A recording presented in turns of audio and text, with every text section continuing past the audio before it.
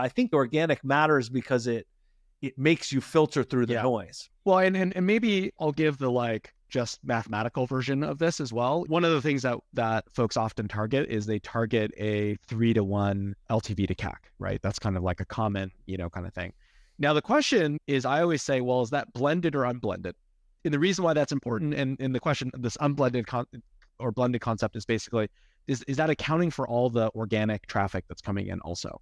Or is it just the channel? Meaning, if you get half your users from just word of mouth, and the other half comes from buying Google ads, let's say, and you tell me 3-to-1, okay, well, if it's 3-to-1 just on the Google ads, what that means is you're actually kind of in a healthier, place, because you're actually earning $6 for every dollars you spend, not $3 for every dollar you spend. Give it, let's say it's 50-50.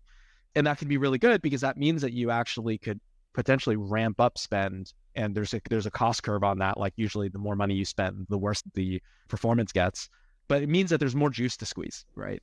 The challenge is when you have 3-to-1 and it's a blended number. Well, that means that you're at the ceiling. You're done. Like that channel is as good as it's ever going to be. Maybe there's some optimizations here and there, but if you get 10 or 20% optimizations, I'm happy. You're definitely not doubling the size of the channel. There's no more volume to be gotten. And what that tells me is your next job is to go find a new marketing channel, not to squeeze performance out of this existing one.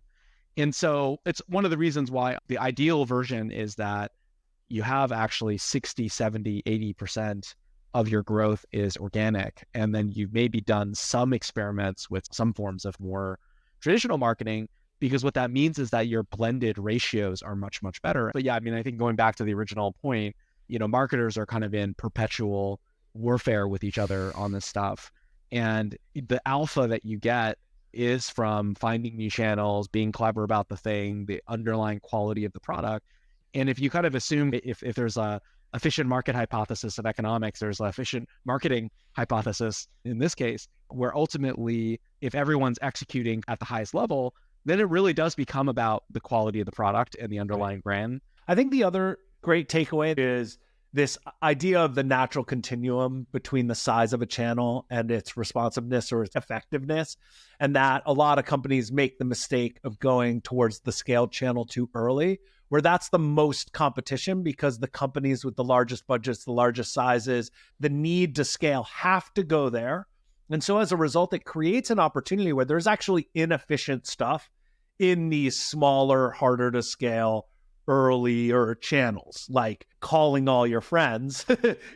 No one else is doing that because they're your friends. So you should do that. And that startups should, the earlier stage they are, really be focused on these non-scalable, unique opportunities that match their products that it is hard for a larger competitor to go do because it doesn't make any sense for them.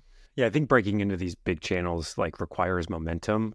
And if the difference is trying to jump across a chasm from a standing start versus a running start, and you got to create the running start, to have the chance to jump over it. And that typically requires what you two are talking about.